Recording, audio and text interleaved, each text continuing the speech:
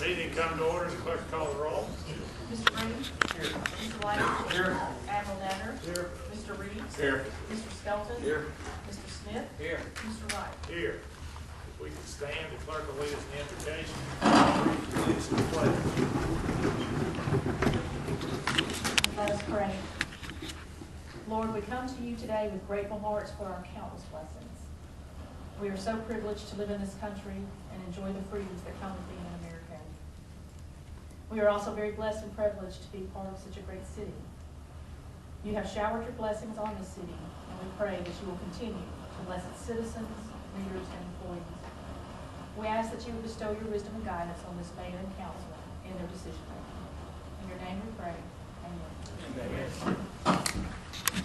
I pledge allegiance to the flag of the United States of America and to the republic for which it stands, one nation, under God, indivisible, with liberty and justice for all.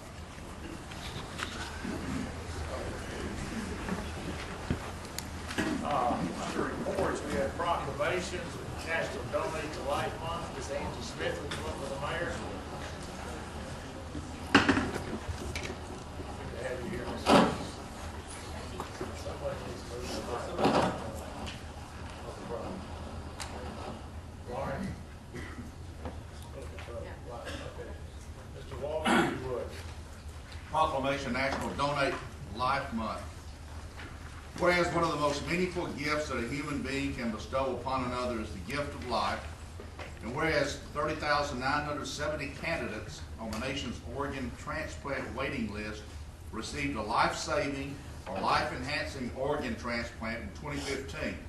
Of those, 395 received an organ transplant in Alabama. And whereas a new patient is added to the national waiting list for an organ transplant every 21 minutes. And whereas nearly 121,416 men, women, and children are currently on the national waiting list for organ transplantations, of which approximately 3,294 are on Alabama's list. Whereas 6,045 candidates on the national waiting list died waiting for an organ transplant, which did not come in time. Of those, 169 were on Alabama's waiting list. And whereas Alabama Organ Center is the nonprofit independent organ recovery organization dedicated to the recovery of high-quality organs and tissues for transplantation therapy. And whereas Hoover, Alabama supports the Alabama Organ Center's life-saving mission. Now therefore, I, Gary Ivey, Mayor of the City of Hoover, Alabama, do hereby proclaim April 2016 as Donate Life Month in Hoover, Alabama, and honor all who have given the gift of life and focus our efforts on the extreme need for organ and tissue donors. And we encourage residents to designate their donation decision and share the decision to donate with family members. Proclaim this the 4th day of April 2016, signed by Mayor Ivey as well as Council President Wright and properly attested.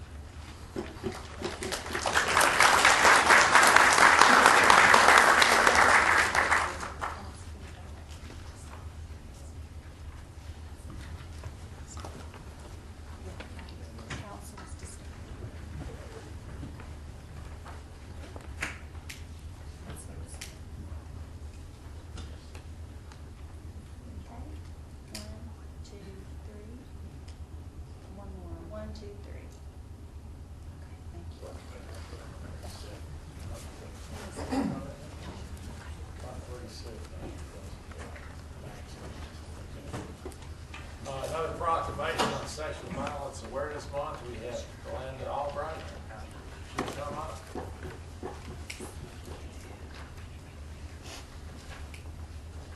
Good to have you. Mr. Walter. Sexual Violence Awareness Proclamation. Whereas Sexual Violence Awareness Month is intended to draw attention to the fact that sexual violence is widespread and has public health implications for every community member of Hoover. And whereas rape, sexual assault, and sexual harassment impact our community, as seen by statistics indicating that 1 in 5 women will have experienced sexual violence by the time they complete college. And whereas we must work together to educate our community, about what can be done to prevent sexual violence and how to support survivors. And whereas staff and volunteers at Safe House of Shelby County encourage every person to speak out when witnessing acts of violence, however small, and whereas with leadership, dedication, and encouragement, there is compelling evidence that we can be successful in reducing sexual violence in Hoover through prevention education, increased awareness, and holding perpetrators who commit acts of violence responsible for their actions. And whereas Hoover strongly supports the efforts of national, state, and local partners, and of every citizen to actively engage in public and private efforts, including conversations about what sexual violence is, how to prevent it, how to help survivors connect with services, and how every segment of our society can work together to better address sexual violence. Now therefore, be it resolved that I, Gary Ivey, Mayor of the City of Hoover, join anti-sexual violence advocates and support service programs in the belief that all community members must be part of the solution to end sexual violence. Along with the United States government and the state of Alabama, I do hereby proclaim April 2016 as Sexual Violence Awareness Month in the City of Hoover, dated this the 4th day of April, executed by Mayor Ivey as well as Council President Rodney, properly attested.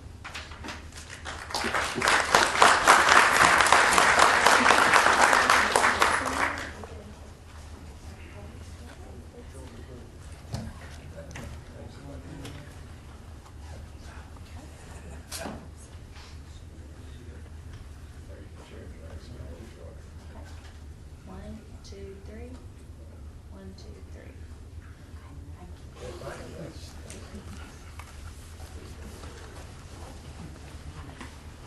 Approval of the minutes, each of you received a copy of the 3/21/16 regular meeting, so I take a motion.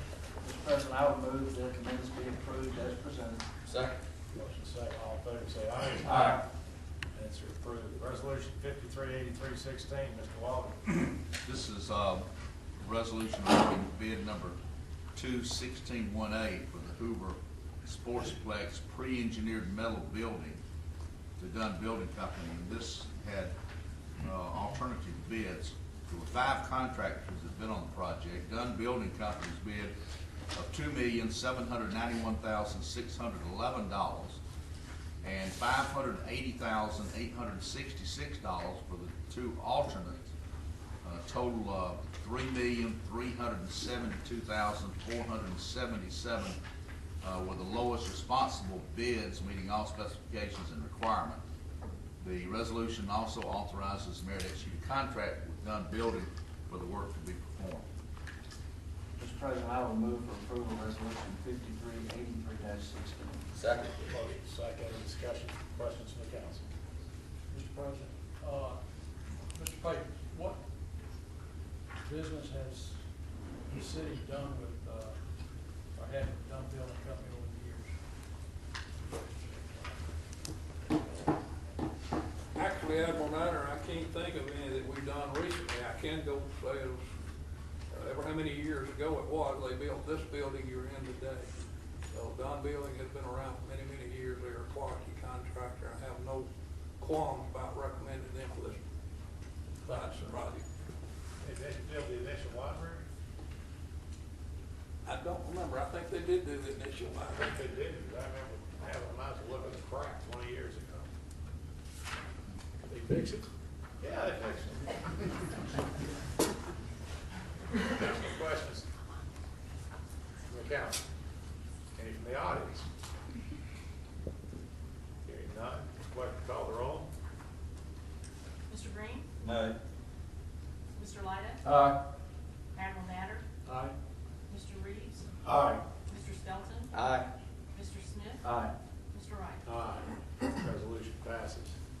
Resolution 538516, Mr. Walden.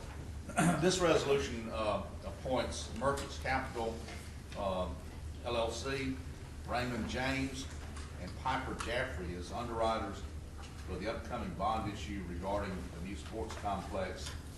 The resolution also appoints Kipling Jones and Company Limited as financial advisor for the upcoming bond issue.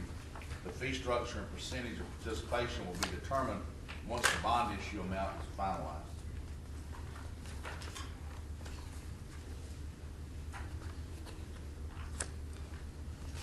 Mr. President, I move that resolution number 5385-16 be approved. Second. Motion is second. Discussion from the council? Mr. President, is Mr. Hooks here tonight? I don't think any of them were asked, Mr. Smith. Who is here to be able to speak on his behalf that has knowledge about his participation in the industry over the last few years?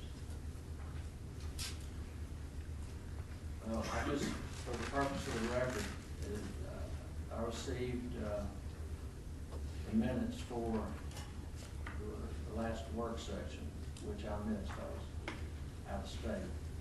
And it talked about how the fact that Mr. Hooks had not participated in Alabama for at least the past 12 months in performing as a financial advisor. I have since been told that that may be 2.5 years. Dodd-Frank has brought a lot of changes to the securities systems, to the laws dealing with bonds, and personally, I have concerns that he has not participated in the bond system, and it's my understanding that currently UAB is his employer, and that doing the bonds may be just something on the side, maybe a little extra Christmas money, $25,000 worth of Christmas money. That's my stated concern, and it's my intention to vote nay. Additional comments, questions from the council? Mr. President, I know Mr. Smith got a copy of this, but I want to revisit a couple of things we talked about at the work session, one of which I share in Mr. Smith's concerns that Mr. Hooks, who's being recommended for this, chose to leave this industry over 2 years ago. In fact, as Gene indicated, he started a think tank called the Edge of Chaos at UAB. And if there's anything we don't need with $70 billion of the taxpayers' money, it's chaos. So to recommend someone who A, left the industry, B, has not even done a bond deal in over 2 years seems irresponsible. Additional comments, questions from the council? Mr. Hooks has done how many bond deals with us? Two, Mr. Yeager? Yes, sir, it's been 2 in the past. How long ago? 2010 and 2013. And our Were those result, refis or new money? They were refinances. and how were our results? They were good. When our costs on the lowest percentage-wise in the state, We've maintained very low cost of issuance, yes, sir. so he has a proven track record. Who, Yes, sir. you're comfortable with him? Yes, sir. Mr. Yeager, what year did Dodd-Frank pass? I believe it went into effect in 2014 or 15, I'm not sure. So he hasn't done a deal with the city since Dodd-Frank has become federal law. I would have to say that's probably correct, yes, sir. Mr. President, I have one more question. Yes, sir. And maybe for Mr. Walter to answer, but Mr. Walter, there's a corporation currently active on the books with the Secretary of State's office called the Alabama Green Initiative, which was incorporated by Mayor Ivey, David Hooks, and Larry Langford. What implications are there with the mayor entering into an agreement with David Hooks and Kipling Jones with one of the incorporators of that organization? There's not any, to my knowledge, that corporation was dissolved. It's still active. Is It's it? just- Well, yeah. I don't know what the Secretary of State's records are, but I'd understood that Danny Patterson was handling that, and it's been dissolved maybe 18 months ago, maybe 2 years ago. I think there were other parties besides those three involved, that included the city council. Hoover voted to support it. And we had a meeting in Aldrich Gardens, and that was when the Obama administration first came out. And we were advised that that's such a coalition in Jefferson County and amongst the cities of Jefferson County would make it receptive for a lot of new federal money that's coming in for parks, bicycle trails, and recreation. And the city council think you were the only one that didn't vote for it because you weren't here. It's a good reason not to vote for it. Voted for that, and we had the groundbreaking at Aldridge Gardens. Mr. Hooks was there as a representative and head of the finance committee of the Homewood City Council, which he served on for 3 or 4 terms. That was his reason for being a party to that. There was quite a few additional parties, including Mayor Tony Metellus, and they passed unanimously by the council. Of course, Mr. Langford ran into some difficulties in the city of Birmingham, and that caused the demise of it, even though the Obama administration was not forthcoming with any of the funds that we'd anticipated. It was strictly to set up a shell to receive federal money to build recreation parks for the citizenry of Jefferson County, is my understanding. There was no collusion, there was no conspiracy. It was about 250 people, including the Nature Conservancy, the Freshwater Land Trust at Aldridge Gardens, and we all thought we were doing the right thing at the time, but we were ahead of our time. Does that answer the question? That's a Mr. fair President, reflection Mr. Walden? that I recall, yeah. Mr. President, I believe that Mr. Hooks at that time was either a member or president of the Homewood City Council, and I think that caused his. He was head of the finance committee of the Homewood City Council for 12 years. Mayor Patelis participated in that corporation as well. He was also Mayor Patelis' chief of staff when he first moved to the county. It was attended by a number of elected officials, although it takes 3 incorporators, and those, Fultondale, Hoover, and Birmingham, Homewood were initially involved, but when the rollout occurred, my recollection was that there were mayors and council members. I'm just gonna, my best recollection is that probably 300 people there all involved. Additional questions to the council? Questions to the audience? Hearing none, the clerk will call the roll. Mr. Green? Nay. Mr. Lyon? Nay. Admiral Natter? Aye. Mr. Reeves? Aye. Mr. Skelton? Aye. Mr. Smith? Nay. Mr. Wright? Aye. Resolution passes. Number 8, resolution authorizing the mayor to execute agreements with Alabama Department of Transportation. We take those in unison, Mr. Walter? Yes, sir, these are all germane, 538616 and 87.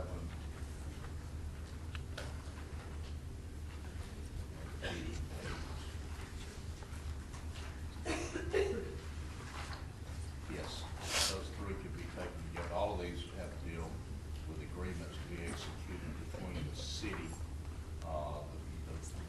The 8616 relates to a utility agreement regarding sidewalks on Chapel Road from Park Avenue to Stone Brook. 5387 is concerning utility construction agreement regarding sidewalks on various streets in Bluff Park. And 5388 is a standard project resolution maintenance agreement and plans for planning, resurfacing, blue detectors, permanent traffic sites, guardrail end anchors along Highway 150 from I-459 to Highway 31. Mr. President, I would move for approval resolutions 538616, 538716, and 538816. Second. A motion is second. Questions from the council? Questions from the audience? Hearing none, all in favor say aye. Aye. Opposed, nay. 3 resolutions passed. Resolution 538916, Mr. Walter. This resolution authorizes the mayor to execute a real estate sales contract with the Hoover Board of Education regarding the purchase of 20.77 acre tract of land to be part of the new sports complex. Under this contract, the city will pay to the board $337,940.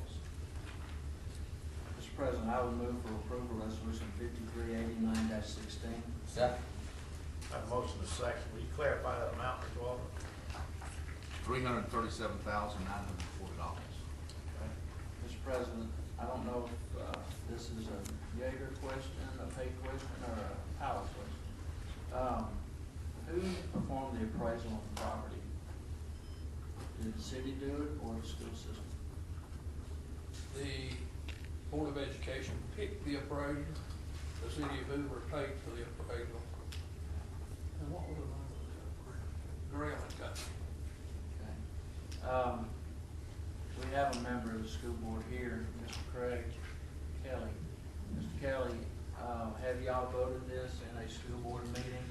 If I could just interrupt you right there and say the plan, and the superintendent and I have been talking, and she and I have both agreed on this contract, but neither the city or the school board have agreed on the contract. So the plan is, if y'all accept it tonight, then I will give it to her, and she'll put it on their next board agenda for approval. So we're making an offer at this point? That's correct. And it's up to them to And receive. sending the contract, that's correct. I understand. Additional comments or questions from the council? Mr. President, Yes, sir. Mr. Pate, will this be paid for out of the bond issue or city reserve? I will defer that question to Mr. Yeager. Mr. Yeager, I'm sorry. Mr. Light, it'd be my intention that this will come out of the bond issue. That's why we did a reimbursement resolution a couple months back, so that we can reimburse ourselves for these expenditures and any others that we've incurred since December. Additional questions from council? Questions from the audience? Hearing none, clerk call the roll. Mr. Green? No. Mr. Lyda? Aye. Admiral Natter? Aye. Mr. Reeves? Aye. Mr. Skelton? Aye. Mr. Smith? Aye. Mr. Wright? Aye. Resolution passes. Resolution 53-9016, Mr. Walter. This resolution authorizes the mayor to execute a claim administration and payment assignment agreement with Midwest Employers Casualty Company. Mr. President, I will move for approval of resolution 5390-16. Second. Motion is second. Questions from the council? Mr. President,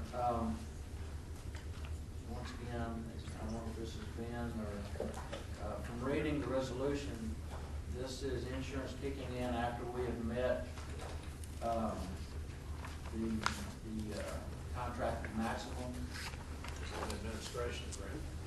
I did read that And part. what is happening now is, you know, we have stop loss coverage, so we have exceeded our maximum.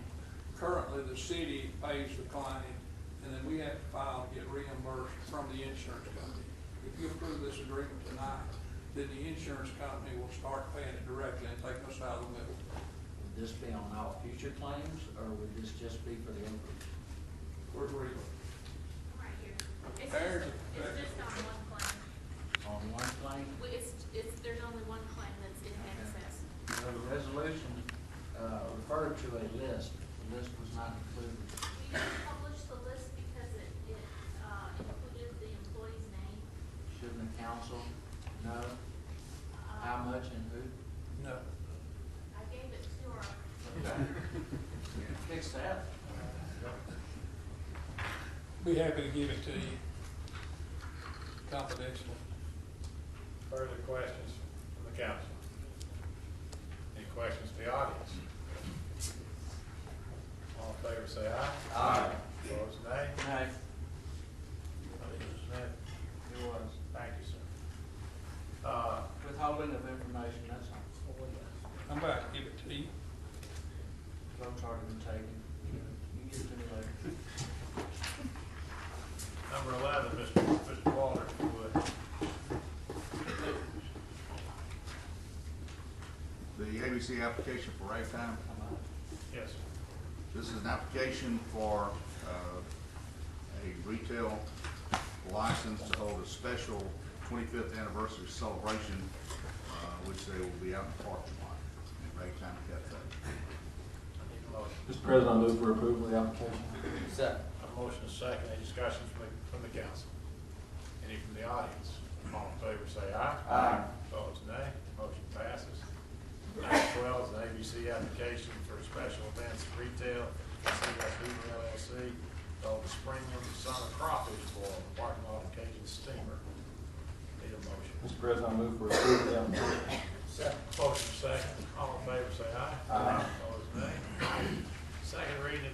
$1622.99, Mr. Walker. This ordinance would provide for levying of municipal taxes for the city of Hoover and allow for the assessment of such taxes.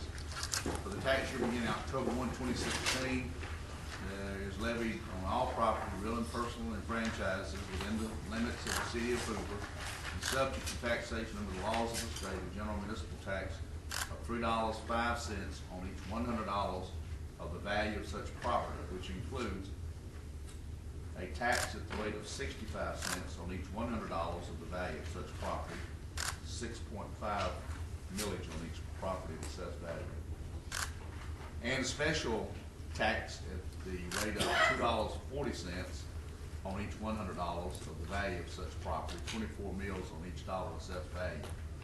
The proceeds from which shall be used for public school purposes in the city pursuant to authorization granted at elections held in the city on May 8, 1990, May 12, 1998, and April 27, 2010. Mr. President, I would move for the adoption of ordinance 16-2299. Second. Motion is second. Any discussion from the council? Mr. Yeager, real quick, just to verify, there is no change No, from sir. previous years to today. No, sir, we do this every year. Thank It's you. identical. Mr. Yeager, what does that 24 mil tax on property bring for the city schools? Approximately $37 million. So that's 37 million of local money. Yeah. Like count the city council's additional funding. The property tax goes to the schools, 24 mills. Additional comments or questions from the council? Any from the audience? The clerk will call the roll. Mr. Green? Aye. Mr. Lyda? Aye. Admiral Natter? Aye. Mr. Reeves? Aye. Mr. Skelton? Aye. Mr. Smith? Aye. Mr. Wright? Aye. Ordinance passes. Second reading of ordinance 16-2300, Mr. Walter, if you would. This ordinance would grant a non-exclusive telecommunications franchise to Level 3 Communications LLC for a period of 5 years unless lawfully revoked or terminated as provided in the franchise agreement between the city and Level 3 Communications. Mr. President, I would move for adoption of ordinance 16-2300. Second. A motion is second. Any discussion from the council? Mr. President, who does this company plan to compete with for business? Mr. Smith, this company operates fiber optic communication lines, and there are a number of companies that already operate here in the city. AT&T, Charter Communications, Bright House Networks, Access Fiber Group, which is now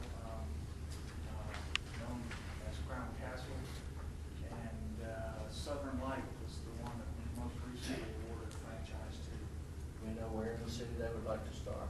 This particular company is looking in the River Chase Parkway area. Soon to come to a neighborhood near you. Well, this particular company is very high speed, global, so we look forward to the day when they will expand into the sir. Thank you, sir. Additional questions from the council? Any from the audience? Clerk will call the roll. Mr. Green? Aye. Mr. Lyda? Aye. Admiral Natter? Mr. Reeves? Aye. Mr. Skelton? Aye. Mr. Smith? Aye. Mr. Wright? Aye. Ordinance passes. First reading ordinance 16-2301, Mr. Walter.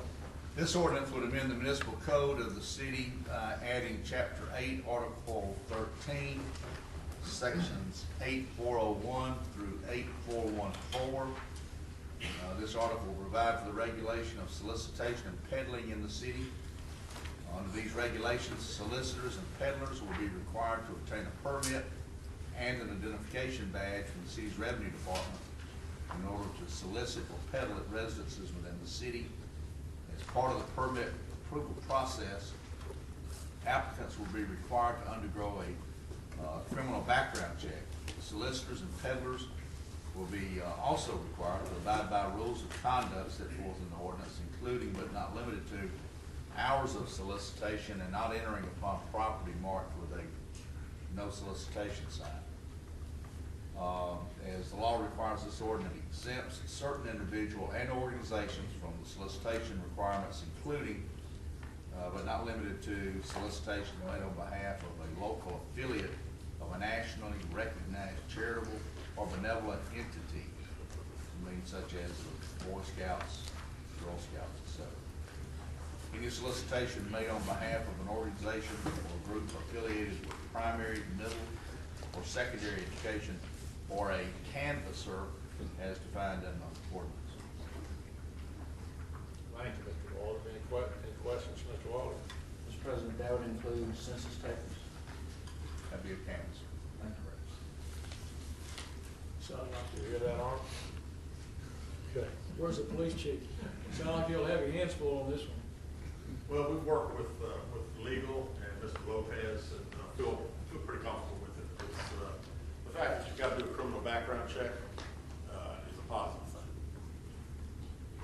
Does Hoover at this time have an issue with peddlers? We've had some issues in the past, and that's one reason probably for the past year we've been trying to develop what I would consider a better deal than what we've got or had in the past. Thank you, chief. Does this ordinance only apply to physical peddlers, not telephone peddlers? You mean telephone solicitations? Yes, sir. It doesn't apply to them.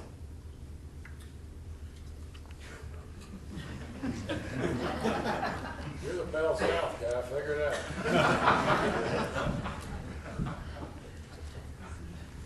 Got no idea you want to add it to Devin? Okay, moving right along.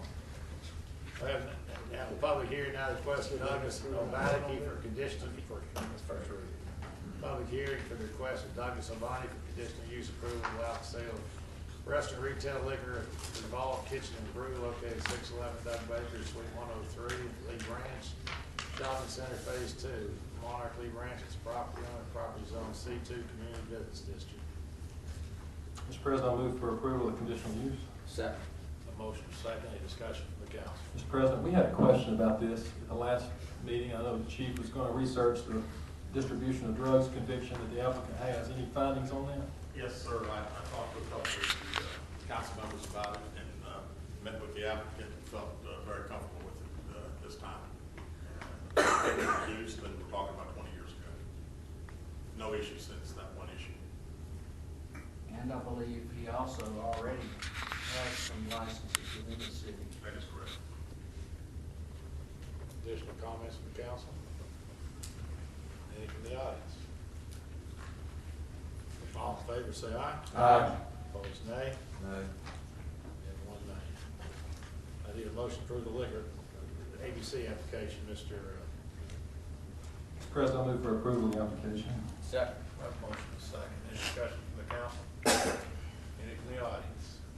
All in favor, say aye. Aye. Opposed, nay. Mr.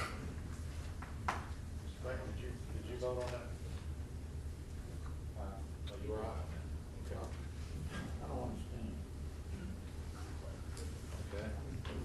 Number 17, the following items continued from the March 7th meeting.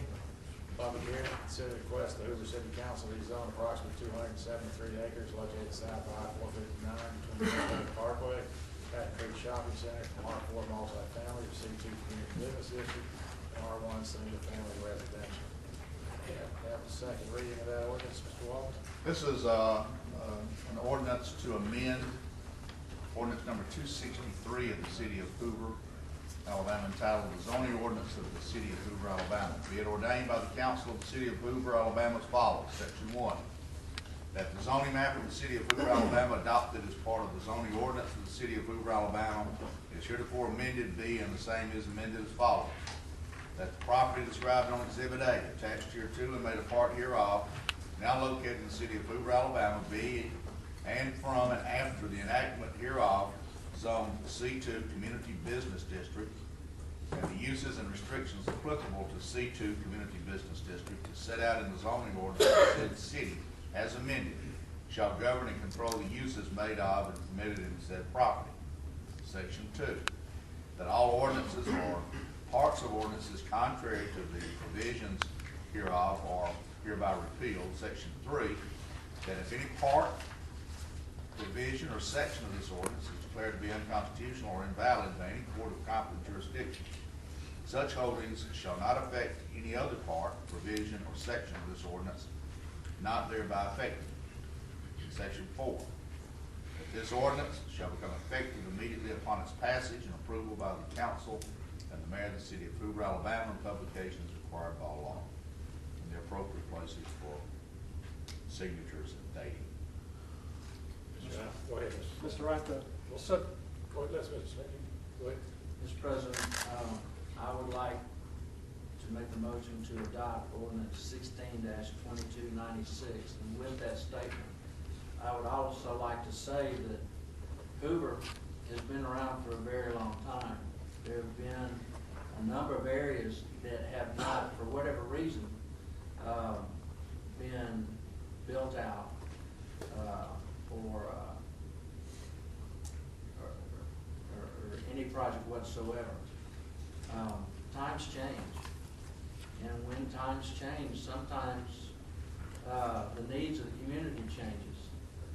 And when that happens, then it's up to those that are currently in office to recognize such changes and act appropriately.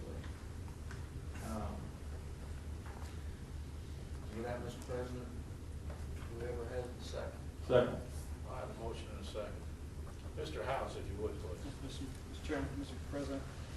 Subject property is located south of 459. It's located west of the Galleria, Patton Creek Shopping Centers, east of the Preserve Parkway commercial area, and north of the ridge line that separates the Highway 150 corridor from 459. If you ride Highway 150 in any direction, you can't see 459. Conversely, when you ride 459, you can't see anything on Highway 150. There's a ridge line about 100 feet tall, which is a significant physical barrier to the uses along 150 and the uses on its property. So we realize there's some residential properties on the 150 side of this ridge that are very close to the proposed commercial property, but they are separated by this ridge, will not be visible or not have any effect on that property. Based upon the following findings, the Planning Commission recommends adoption of ordinances 16-2296 and 16-2297.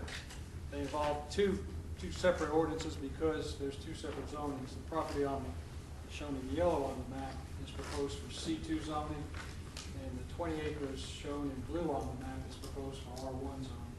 The R1 zoning is proposed in that location because that property has access to Paradise subdivision, which is actually stub out from the cul-de-sac at the end of the Paradise neighborhood, and the most appropriate use for that would be single family, not commercial and not multifamily. Based upon the following findings, the Planning Commission recommends approval of these two ordinances, adoption of these two ordinances. First, the subject properties have been zoned R4 multifamily district for many years, as Mr. Smith said, but have not been developed. There have been many significant changes in the land use pattern of the area since the properties were zoned R4. The current zoning is no longer the most appropriate zoning for the property. Since this property was zoned R4, we had the Patton Creek Shopping Center developed. We had development along Preserve Parkway. The Highway 150 corridors become saturated with commercial development. All those changes have created a demand for additional commercial land in this area. The Highway 150 corridor is developed. Rezoning the properties highlighted in yellow on the attached map to C2 and construction of a public street will create a commercial corridor parallel to Highway 150, connecting the Galleria and Preserve Parkway commercial areas. This corridor will relieve traffic on 150 and provide additional commercial property for the city. If you all remember back in 2003, the city engaged in comprehensive planning process. The comprehensive plan was not adopted, but it was an analysis of land use and all factors concerning the city with regard to the use of property, and obviously included this land as well. Fourth item states that the comprehensive plan prepared in 2003 recommends 3 land uses for the properties, none of which could be developed in the R4 district. Although the plan was not adopted, it represents the most recent land use analysis of the entire city and this specific area conducted by a team of professional city planners. Rezoning of the property highlighted in yellow on the attached map to the C2 district will permit most of the uses recommended in the plan. The plan recommended straight up commercial zoning on either end, down by Patton Creek Shopping Center and down by Preserve Parkway, and then mixed use and live-work uses, which are hybrid uses that were supposed to be forward-thinking with regard to the future. They have not worked well in the city. We've got a couple of mixed-use projects, one down at Doug Baker and Highway 119, which is a 2-story shopping center. It's got retail on the first floor, office on the second floor. That's really the only recent development we've had in that type of use. We've had no live-work units developed in the city that have been a success. They tried it out at Preserve, they tried it at Ross Bridge, it didn't fly.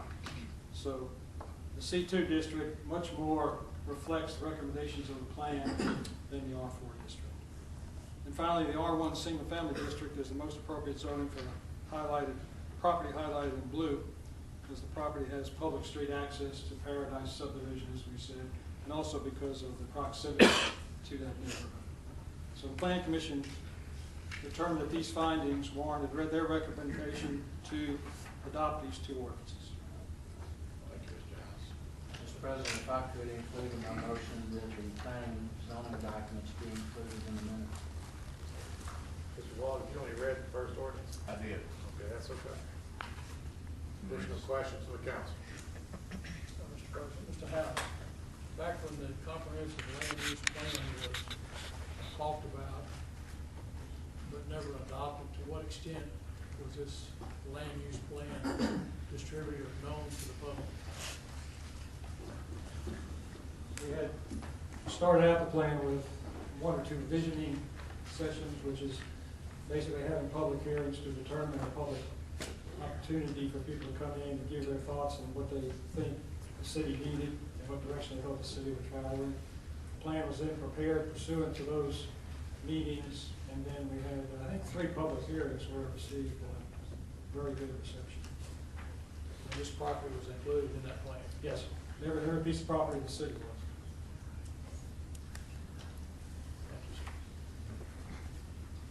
Additional questions, comments from the council? Comments from the audience?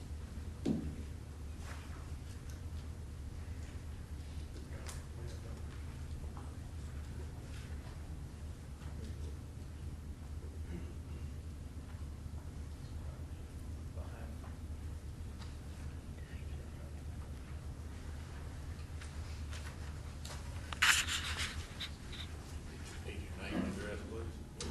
I'm Jamie Cowden, and I'm representing U.S. Steel. Our address is 610 Preserve Parkway, Hoover, Alabama 35226. U.S. Steel is a large landowner in the city of Hoover, and over the past years, U.S. Steel has added tremendous value to the city through its residential and commercial developments and has been a good corporate citizen for the city. I'm here to voice opposition to the proposed rezoning of our property. There's been a lot of talk about this rezoning, and just to be clear, U.S. Steel was not developing any property. We were simply trying to sell the property that we own with the zoning entitlements that were with the property when we purchased the property 5 years ago. So what's going on here? Well, this is a hearing in reverse. Typically, a landowner would desire to change the use of his property. He'll petition the city and request a rezoning.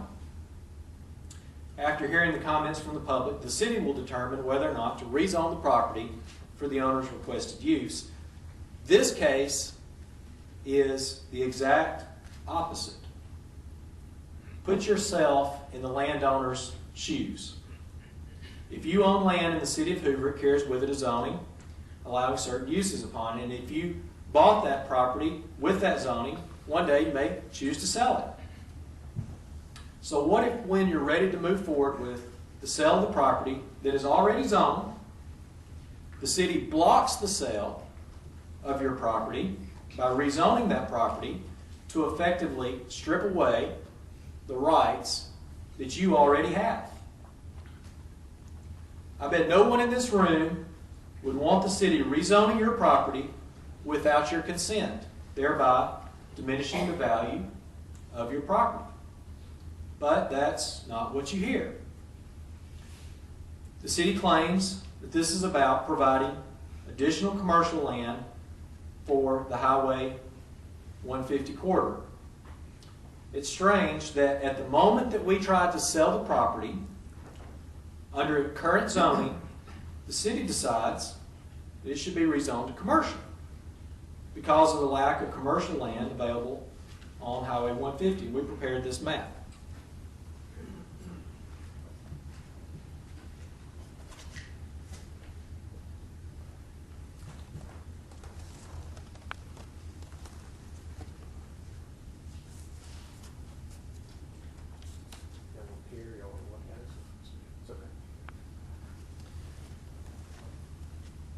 This simple map in red is Highway 150.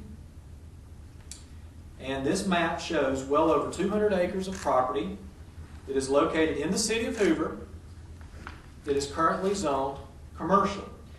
The vast majority of this property actually fronts Highway 150.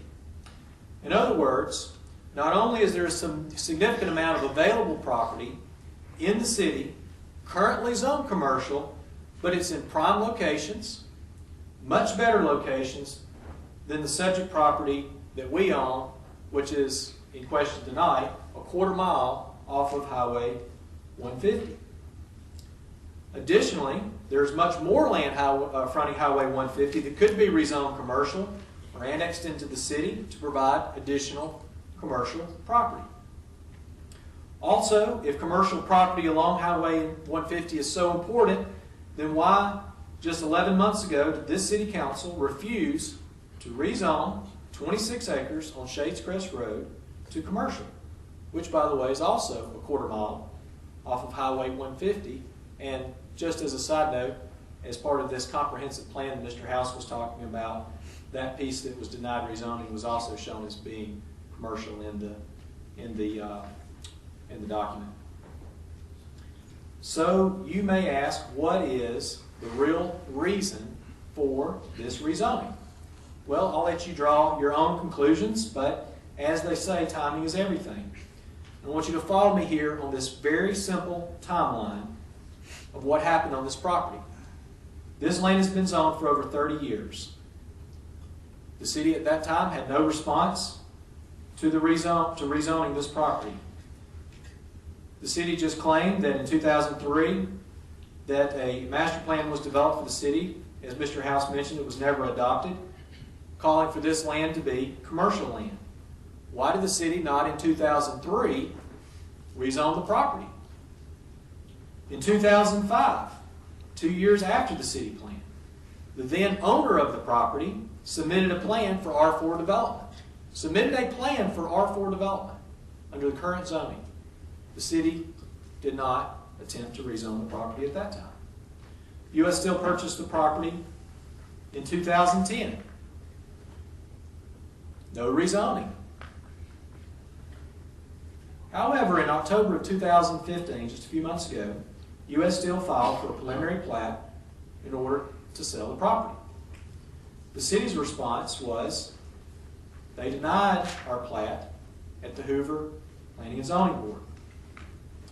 2 months later, in December, U.S. Steel filed again for preliminary plat, again denied by Hoover Planning and Zoning. And then about 6 weeks after denying the preliminary plat, the City of Hoover issues a request for rezoning from the Hoover City Council without the decency of a phone call, an email, a letter, or an offer to meet with any of the landowners. Clearly, the city could have initiated action on this property at any point in history. But instead, they chose to issue a rezoning right after denying our plat. The city chose to rezone it just as we were trying to sell it. City, you've heard it said It's not as much what you do as how you do it. This has not been handled properly by the city of Hoover.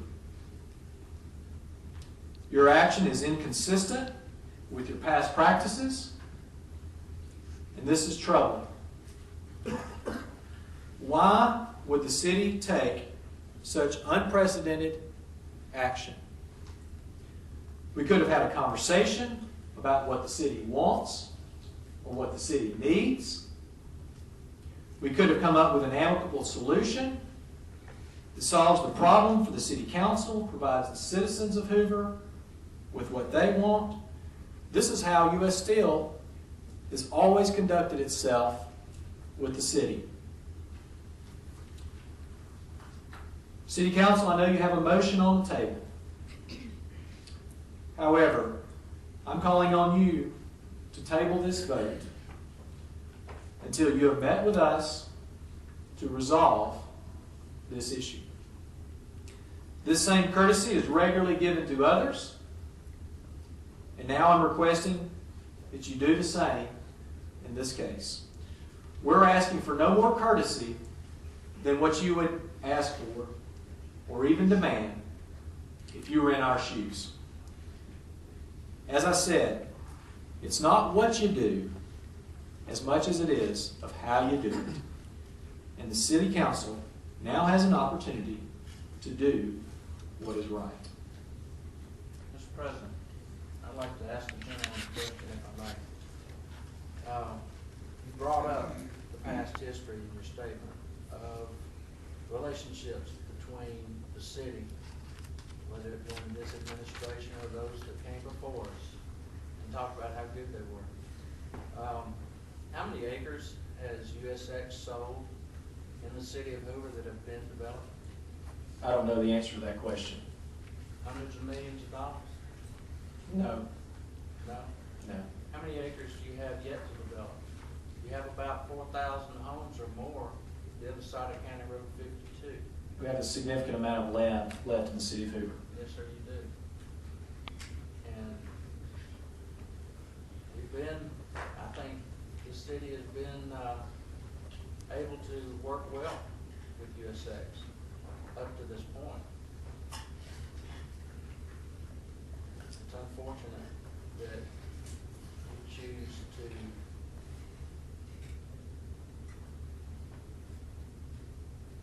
be as negative as you are with the money you've made off the city and with the money you're still going to make.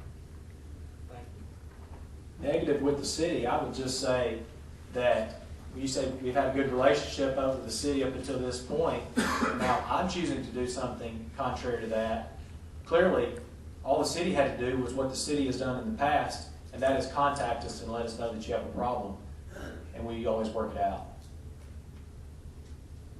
We've worked with the mayor in the past, worked with Alan in the past, worked with members of the city council in the past. It was the city that refused to contact us. Did you try to contact your client, try to contact the city council leadership at any time before tonight? We have. The question was the city council leadership. I've gotten absolutely no calls. No, not from the president of the city council, correct. I haven't received Your answer was to the affirmative, so that changed. Well, would you ask the question again so I can make sure I understand the question properly? He asked if you've been contacted, if you've had any attempts on your part to contact the city council leadership. Leadership, I'm sorry, I missed that word. No, I did not try to contact President Wright. or pro tem? Or I've pro not tem. been contacted. Correct. I will tell you, I've been contacted.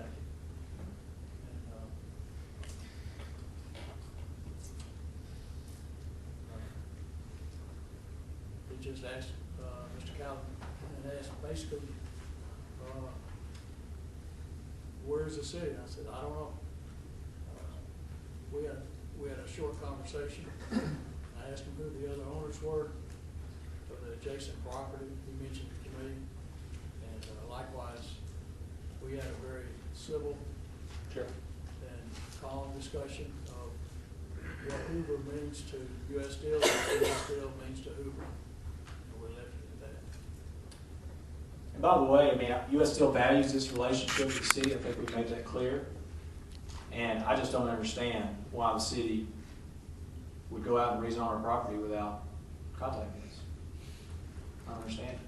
Mr. House, I know it's mandated by state statute that landowners are notified, and even neighboring landowners. Was this landowner notified through that process that we use for all other zoning cases?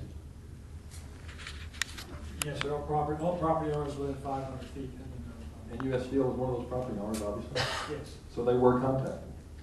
they were notified, yes, sir. Yeah, we got the blue card in the mail, John, if that's what you're asking. Yeah. I believe that's, Mr. Lyon. I'm sorry, what did I say? Mr. Cowden, all you're asking is that this ordinance be tabled, so US Steel has an opportunity to discuss it further with the leadership of the city of Hoover and the mayor. Yes.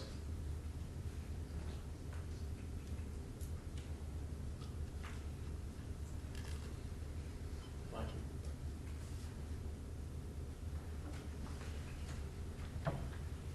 Any additional comments from the audience? Opposed?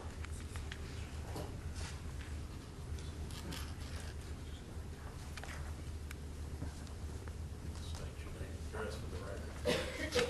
My name is Kurt Posey. I live at 238 Campbell Drive in Bluff Park, and I want to speak to you guys as a citizen of Hoover that, you know, we have a lot of message boards within our groups and Facebook groups, and I talk to a lot of citizens of Hoover, and I just want you to understand that, like you said, you have been very good to the city of Hoover. I attended a high school that was built on land that you guys gave the city. I mean, you have been good to us, but I want you to understand something. The two things that we spend a lot of money on, if you look at the pie graph that we have as a city, is roads and public safety. And those two things are because we have a massive city. Now, you mentioned you watch the news and things like that. Over the last few years, there's been a lot of discussion about rezoning schools because we have schools in areas that are overcrowded where a lot of these subdivisions were built. And as one of the preliminary plat that was mentioned, I think I came to that meeting and saw it, 900 more front doors. You know, and let's say that's one child per home. 900 more kids going into trace crossings, along with another subdivision, or two subdivisions actually behind the Met. There's going to be another 1,000 homes going to trace crossings.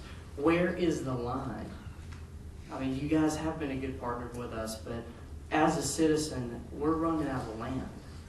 We're just getting so many more front doors that our infrastructure, our roads, our public safety, our schools, we can't take anymore, guys. We just can't. And I applaud you all for looking at this and saying, hey, this is the line. We don't need to develop 900 more front doors. We can rezone this, we can make use of this property, but R4 is not that use. And I've read that plan, and it was great. The things that you guys wanted to do, I hate to hear that it wasn't adopted, but it was a great plan. But we've got to draw a line. And I do agree with you that maybe conversations need to happen because there's a lot more property out there. There's a lot of property that Mr. Smith mentioned behind that over across 52 is going to be developed, but we got to stop. And you know, if this council doesn't stop, then maybe the next council stops. But you guys have taken the first step to stop this, and I applaud it. Continue doing this. You're well within your rights, but we can't continue to just build and build and build. There has to be a line. And if there's not that line, what's gonna happen? What's gonna happen to the city? Do we want to become Atlanta? No, we don't. We want some green space. This is a good buffer zone right here already, and we're gonna put commercial property there that'll bring in more sales tax. So thank you. And like Mr. Smith said, opinions change and times change. The citizens that are in Hoover right now, we want to grow responsibly. We want to grow in measured growth. And to do that, we need our landowners and our partners to work with us to make sure that we don't overburden what we do have. Thank you.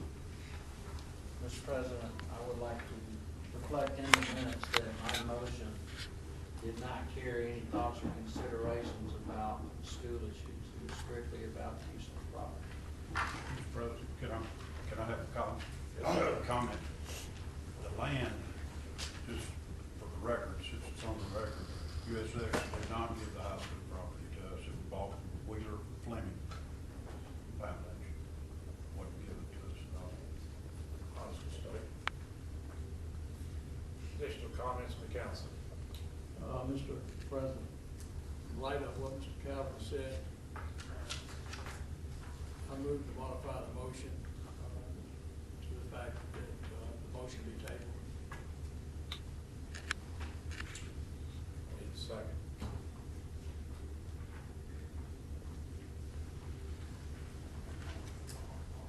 Have a motion from the Admiral to table the motion. Is there a second?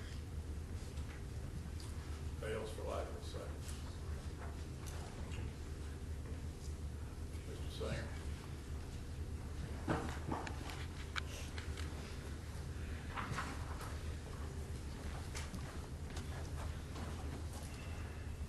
Arnold Singer, 613 Riverhaven Place. I was at the zoning board meeting when this 273 acres came up and was discussed. And I made the point, a rather simple point, which I had researched, and that is because the land was undeveloped, it could be rezoned for the betterment of the community as determined by the appropriate bodies, which would be the zoning board and now the city council. In taking a look at the history of Hoover, a lot of the major advances that have taken place in Hoover with large pieces of property have been through PUDs. The PUD is rather simply something that a landowner's land use attorney comes up with all the wording that would become an ordinance, and typically is for mixed use, so that it mixes the use of commercial,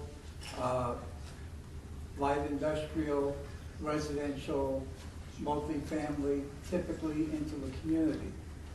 I think with 273 acres, of which over 125 belong to U.S. Steel, and the other owners, some of whom had said that at one point Patton Creek was interested in extending over at that end. I think the council should do whatever action it chooses to do in their own individual opinions. But also, the property owners can get together and propose at any point in time a PUD, and that could be presented. And that we have been, as a city, through this kind of a process numerous times, and I think it's a way of achieving everybody's goals. Thank you. Mr. Singer, you're a wise man tonight, and I like that going. Oh, you don't want me to get rid of it now? No, I want to try to catch up. Okay, good.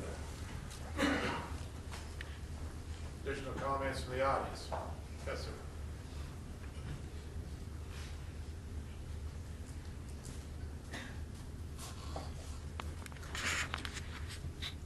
My name is Lee Whitaker. I'm one of the property owners. I'm here on my behalf and on behalf of my sister and on behalf of the trustee of a trust established by my late father. The three of us are owners of a significant portion of this property. That is the piece of the property that is to the east, closest to Patton Creek Shopping Center. I want to make it clear for the record that we, the property owners, did not request this rezoning. We did not want the rezoning, and we are adamantly opposed to the rezoning. If we want to have our property rezoned, we'll ask for it, rather than having the city impose unilaterally an unwanted rezoning. It is completely unprecedented for a city to rezone property on its own motion and over the strenuous objections of the property owners. It's highly irregular, it's unconscionable, and it is a gross violation of fundamental rights of property ownership. It is also an egregious abuse of power. There is no legitimate reason for the proposed rezoning. In addition, this sort of action sets a very dangerous precedent because once it has been done, then it becomes much easier to do it again. So that any time the city doesn't like a proposed project, it is perfectly legitimate. Under the current zoning, it simply changes the zoning to prevent the project. That is exactly what you propose to do here. You do not like the proposed project, so you rezone the property to prevent the project. Let me give you an example. Suppose a new fast food facility is proposed for a busy section of Highway 150, and there are concerns over increased traffic, concerns about fast food businesses attracting unwanted types of people, concerns over increased crime, such as drug transactions, concerns from competitors which do not want more fast food establishments, and so forth. So the city merely rezones the property to prevent a fast food business. Or suppose a purchaser completes its due diligence, determining that the zoning permits its project, purchases the property, begins construction, and erects a sign telling the public that a new fast food business will open soon. Then the public wakes up, complains to the city about those undesirable aspects of such a project I mentioned previously, and the city rezones the project out of existence, leaving the purchaser with an enormous amount of money it has expended, a partially completed project, and a useless piece of property. But you would say, we would never do that under those circumstances. But I tell you, in fact, you would do just that, because you would do whatever it takes to prevent the project from being completed regardless of the consequences. It's only a matter of degree once that first step is taken. This rezoning is just that first step. Mr. House made a point of telling you that our property has been vacant for a long time, but he failed to tell you why that is the case. In 2006, Alex Baker's company, which had developed the Patton Creek Shopping Center, contracted to purchase our property for a major expansion of that shopping center. He planned to construct a bridge across Patton Creek and to continue the shopping center to the west. In order to allow for the project, we requested that the property be rezoned to commercial. The city council refused to rezone the property. Just to be sure you understand, let me emphasize that. The city council refused to rezone the property to commercial. So the project was dropped. The shopping center was completed to its present configuration. And that was after the master plan was completed in 2003 that Mr. House said proposed commercial development for our property. After the master plan. It is completely disingenuous for the city to say now it wants commercial development on the property and to use the master plan as the excuse. If the council had rezoned the property when we requested it, the city would have enjoyed substantial tax benefits for a number of years, would have continued to receive those benefits. So the city, and only the city, is responsible for the fact that our property is still vacant. There's also been mention of the construction of a road from the west parallel to the interstate. The city has no plans to construct such a road and doesn't have the money to do so.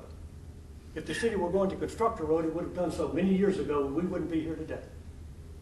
The suggestion of a very expensive 2-mile road as a justification for the proposed rezoning is just not realistic. At the council work session before the previous council meeting, Mr. Smith commented that he had heard there are no pending options to purchase the property. That is not correct.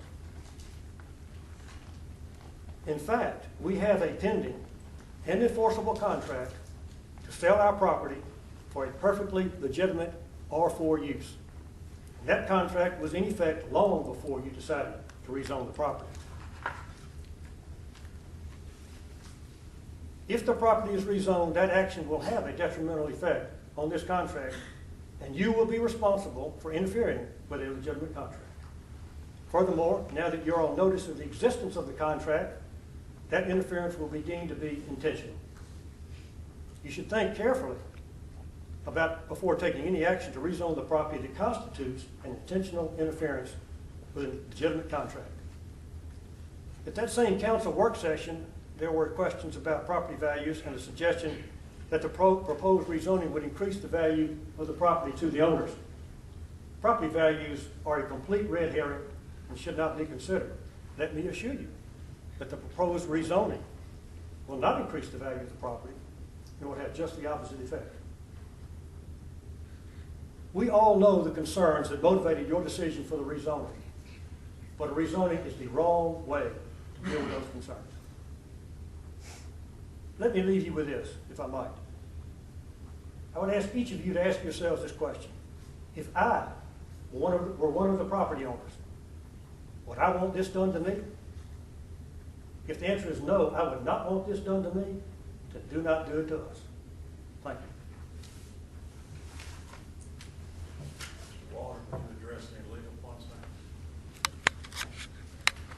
I think if we're gonna have a discussion about the legal points, I think we ought to do it in executive session. Okay. Yes, sir.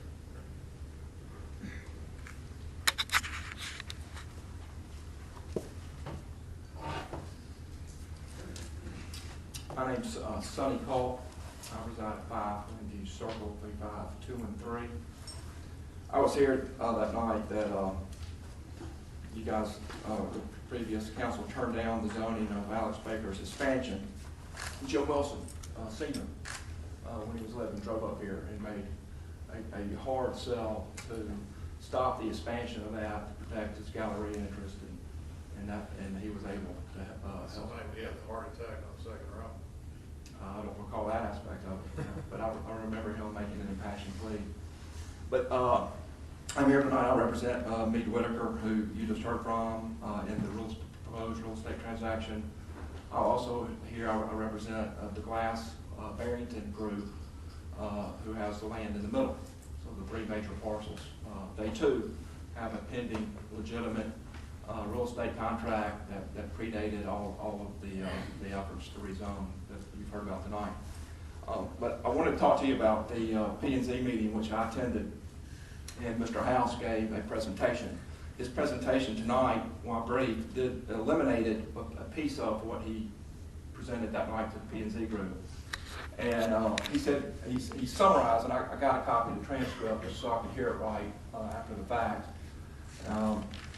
But he summarized that night. He said, because of these two reasons, the R4 is no longer the most appropriate use. Those two reasons were, number one, USX addressed it tonight, was that he said that the Highway 150 saturated with commercial development, and there's no more commercial development, in other words, that can happen there. And I would make a couple points about that. Well, that's a subjective statement. It can't factually be countered, whether you want to agree with it or not. Specifically, the Grove Shopping Center, it's got a building pad for a 60,000-foot retail box. There's several out parcels in front of the Grove. USX has land behind that. Baptist Health Systems has for sale right there in the corner of 150 and 459, the former Winn-Dixie Shopping Center is for sale. It's about 15 acres that can be redeveloped there. Excellent property with visibility. So there's lots of places where development can happen still on 150. But again, as I said, that's a little bit subjective. The one thing that he said then, and he did say tonight, was that there was a road, always been planned a road from Stadium Trace to, what's the name of the road that goes under the highway now? Yeah. So that's 2 miles. And the master plan addressed the road that would go there.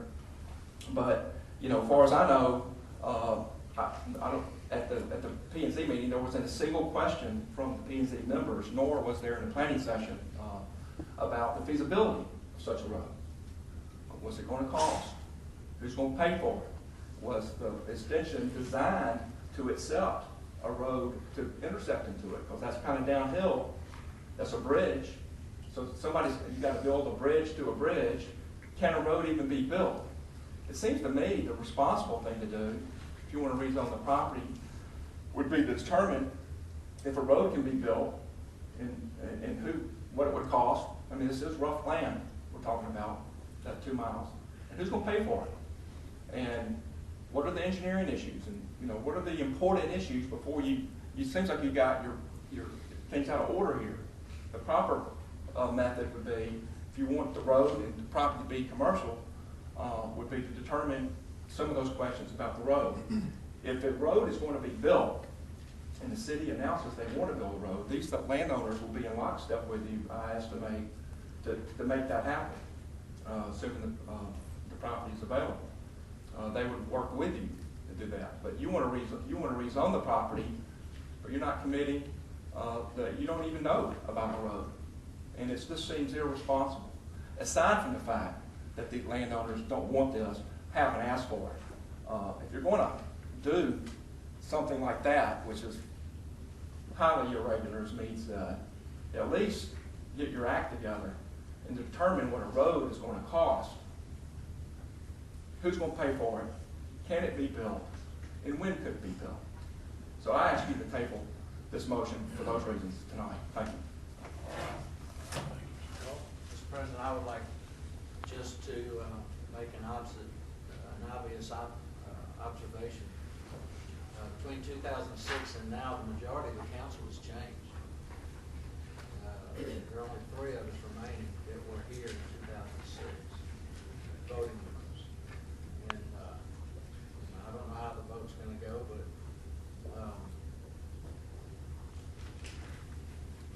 I think that the makeup of the council as it currently sits has been part of the issue to bring it up.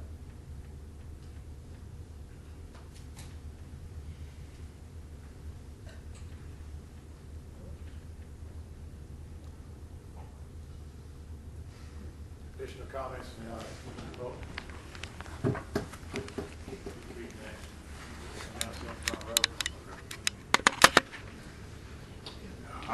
I'm Dan Fulton. I'm at 1440 Off Avenue, and I've been a resident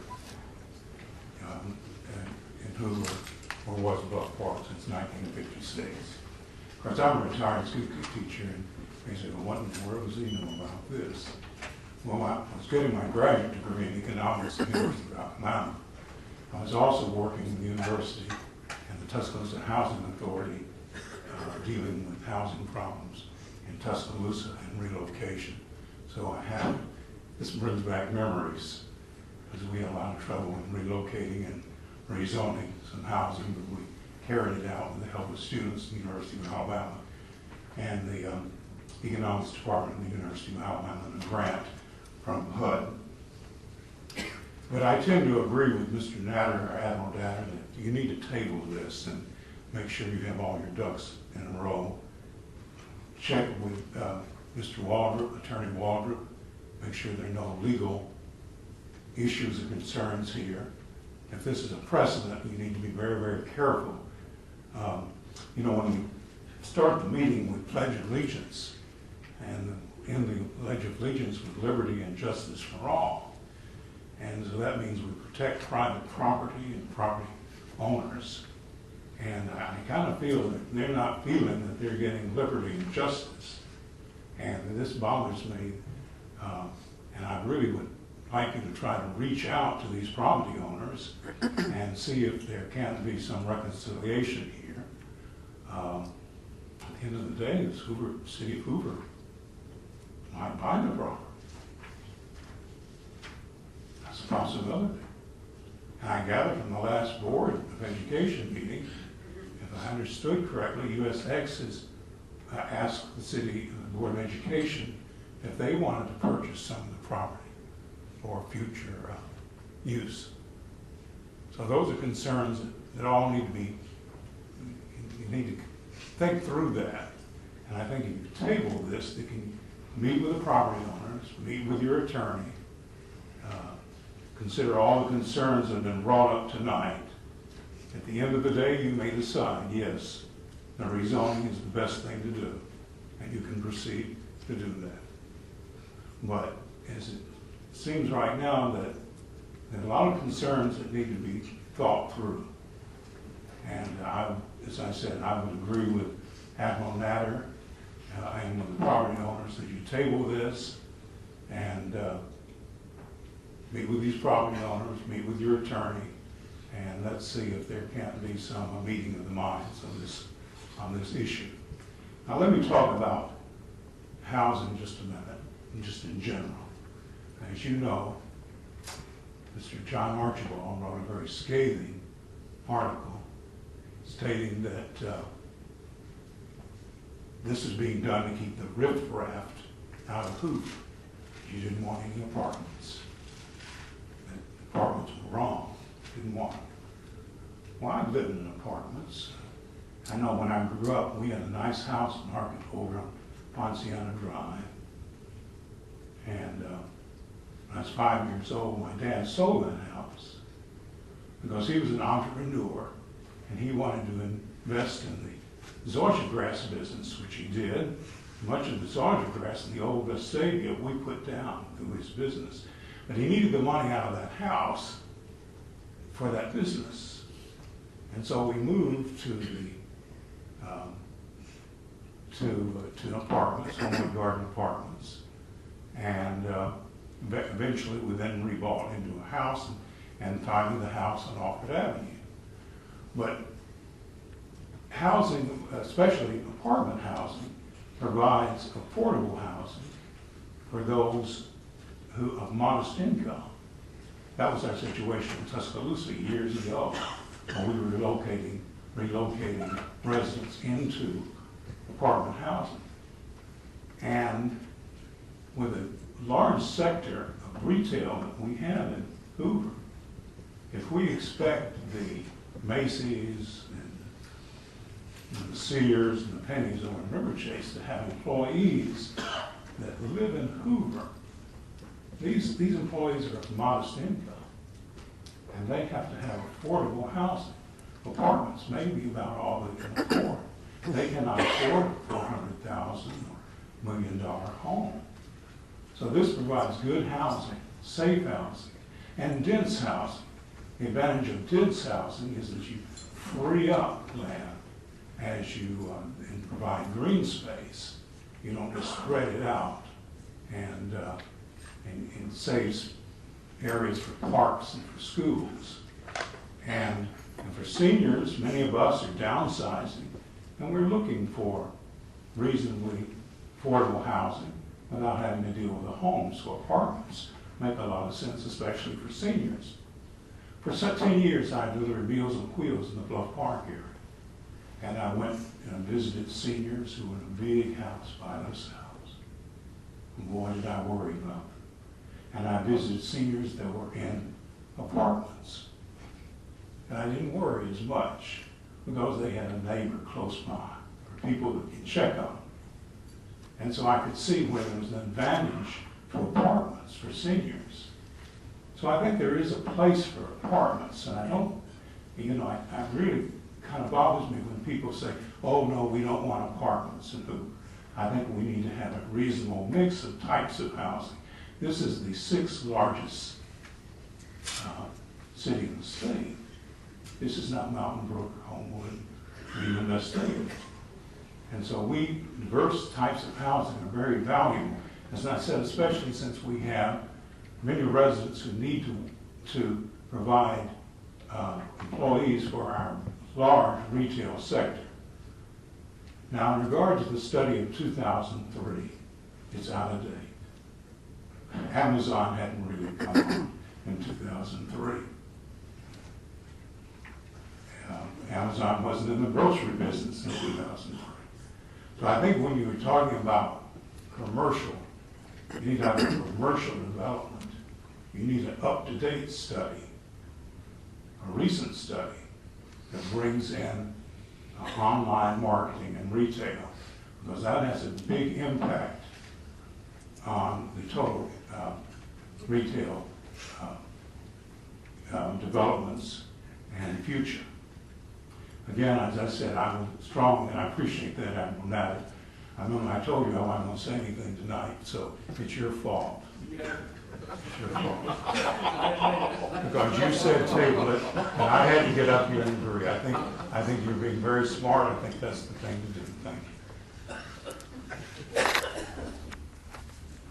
Yes, sir, down the corner. My name is Norman Orr. I'm an attorney, and I'm speaking tonight on behalf of the Birmingham Association of Realtors. Hopefully most of you, if not all of you, are familiar with my client. We are the largest group of realtors in the greater Birmingham area, representing not only commercial realtors, but also residential realtors. I'm here to speak in opposition of the rezoning tonight. As some background, the Constitution of the Birmingham Association of Realtors provides the objective of the organization is to further the interest of real property ownership. And that is my sole purpose tonight, is to go and further the interest of the real property ownership. What the City of Hoover is contemplating doing tonight is in direct conflict with furthering the interest of real property ownership. By rezoning the property without the owner's permission or consent, the city would be depriving those owners of their constitutional rights of private property ownership. Furthermore, such action would be bad for business, not only for the City of Hoover, but also for the greater Birmingham area in general. At a time when I'm certain the City of Hoover, like other municipalities in the state of Alabama, is hungry for economic development projects, it is difficult for me to believe that the City of Hoover is contemplating rezoning in this manner. The rezoning of this property without the owner's consent not only stymies the development of the property in question, but also would be detrimental to landing future projects in Hoover and in the greater Birmingham area. I represent clients all the time doing development projects. And as has been discussed before, part of that is going through a due diligence phase process. And when you go through the due diligence phase, you want to know what the zoning is, what can I do on this property, and you need to be aware that that's not going to be ripped out from underneath you as you're under contract. We need stability in order to have economic development. Businesses who are contemplating doing projects need to be able to foresee how government boards such as yourself will regulate and impact a project. This concept has been true since our country was formed. By changing the zoning, as the council is contemplating doing today, you would be breaching the lack of stability and furthering chaos in the development area. As mentioned earlier, I'm here in opposition of the rezoning, and I would ask first and foremost that you vote against rezoning. But as it has been proposed earlier, at very least, I believe the City Council should sit down with U.S. Steel and the other property owners and try to work out a compromise. We, on behalf of the Board of Realtors, have been in touch with Councilman Lyda, and we have tried to get the parties together because we feel like we could act as a mediator here, trying to make sure that all parties win at the end of the day. We don't have an ownership in the property. We represent our constituents, which at the end of the day are realtors in the area. So once again, at very least, I would ask that the council table this and set up a meeting with the property owners and sit down and discuss this further with them. Thank you. Mr. President, I'd like to ask the gentleman, do your commercial clients know that you came tonight to throw them under the bus? I'm not, sir, I'm not throwing anyone under the bus. Okay. You said you represented both, so. That's correct. I just wondered if you notified your commercial clients, since we are considering commercial. I represent property owners, private property owners, and I will tell you I do not represent any municipalities, any public property owners. I represent private property owners who all value their ownership rights in that property, be it commercial or residential. Thank you.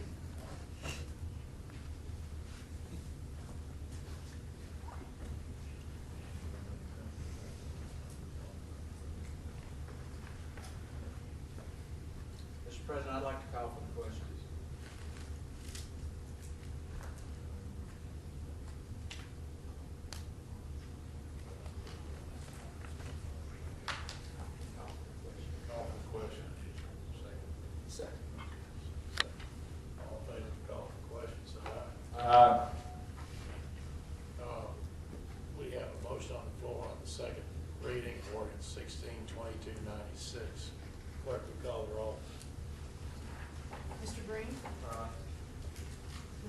Aye.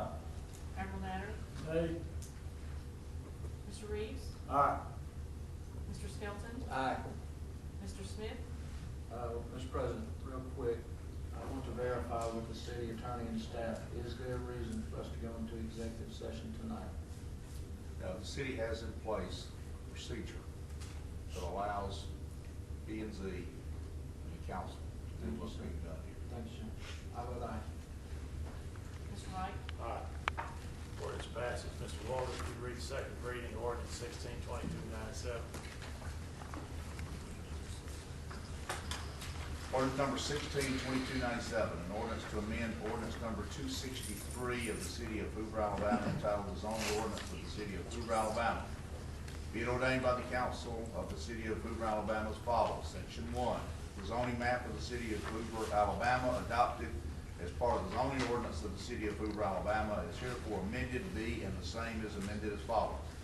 That the property described on Exhibit A attached hereto and made a part hereof, now located in the city of Hoover, Alabama, be, and from and after the enactment hereof, zoned R1 single-family district, and the uses and restrictions applicable to R1 single-family district as set out in the zoning ordinance of said city as amended, shall govern and control the uses made of and permitted in said property. Section 2, that all ordinances or parts of ordinances contrary to the provisions hereof are hereby repealed. Section 3, that if any part, provision, or section of this ordinance is declared to be unconstitutional or invalid by any court of competent jurisdiction, such holdings shall not affect any other part, provision, or section of this ordinance not hereby affected. Section 4, that this ordinance shall become effective immediately upon its passage and approval by the council and mayor of the city of Hoover, Alabama, and publication is required by law.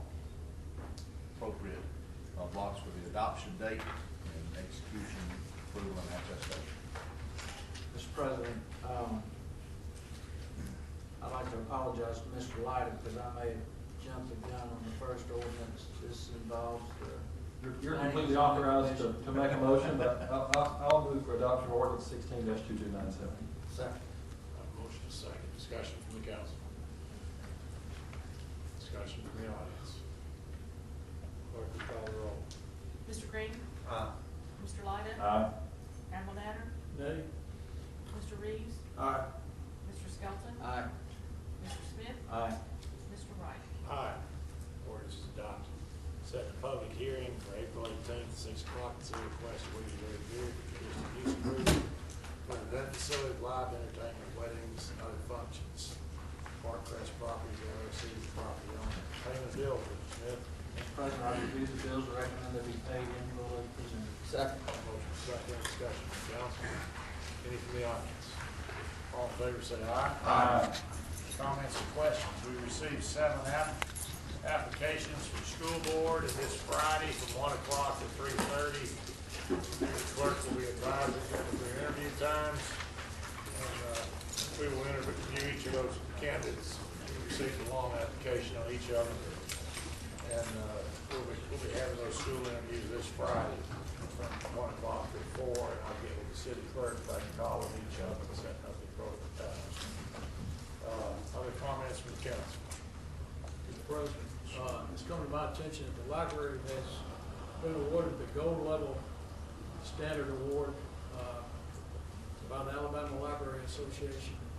It will be awarded that gold level award on Thursday, April 14th in Gadsden at the Gadsden Museum of Art. Congratulations to the library on obtaining this gold level standard. It's only the first one in the state of Alabama. And so please pass to Linda Andrews and the entire staff our congratulations.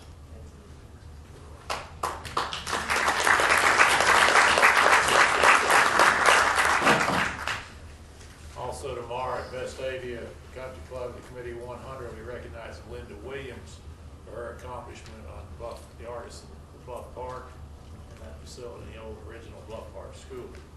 Any additional comments from the audience, council? Any from the audience? Arnold? Sing you along, Joe.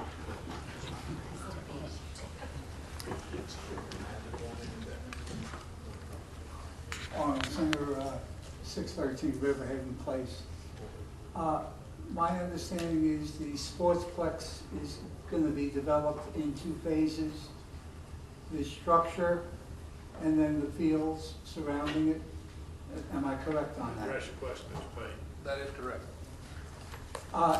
Is there any reason why the fields cannot be done at the same time, especially working from the outside toward the building, so that these much-needed fields will be available to the leagues much sooner than having to wait 2 years from now or possibly more?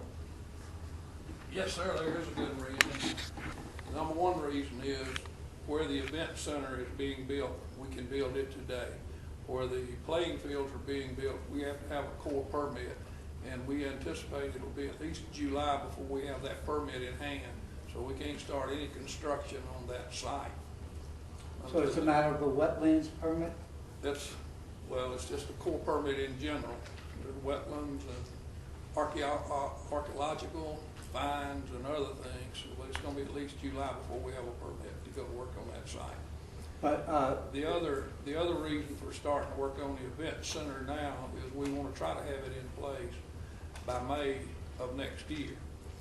And we were hoping that would give us some leverage in being able to secure the SEC baseball tournament for another 5 years. And we can have the event center finished by May of next year. We're looking at February of 18 to have the playing fields complete, which gives us that spring and summer playing season. But the thing is, if the permit process, moves along at a reasonable rate, and I don't think there are going to be objections other than what the finding is. Either you're going to be able to build there, or you're not going to be able to build there. And it's not that you're putting up homes and people are going to be living there. So even if it was in a, There's a pipeline and there's some major power lines that have to be moved, as well as we need some of that land for a drop lot to build this building. So there's 3 or 4 things besides. okay. But see, these are the kinds of things we don't know. That's why I'm asking these questions, okay? Thank you on that. With regard to the 273 acres, okay, I heard some statements here which concern me. To say taking people's property rights away, it's like there's no difference between whether there was a development on the property or there's no development on the property. There was no differentiation, especially with the use of the fast food place on 150, changing the zoning there. That would be spot zoning, which is totally illegal based upon Supreme Court rulings. And 273 acres certainly would not be considered spot zoning, and so I think the council is on firm ground in that area. Thank you. Any additional comments from the audience? Hearing none, we're adjourned.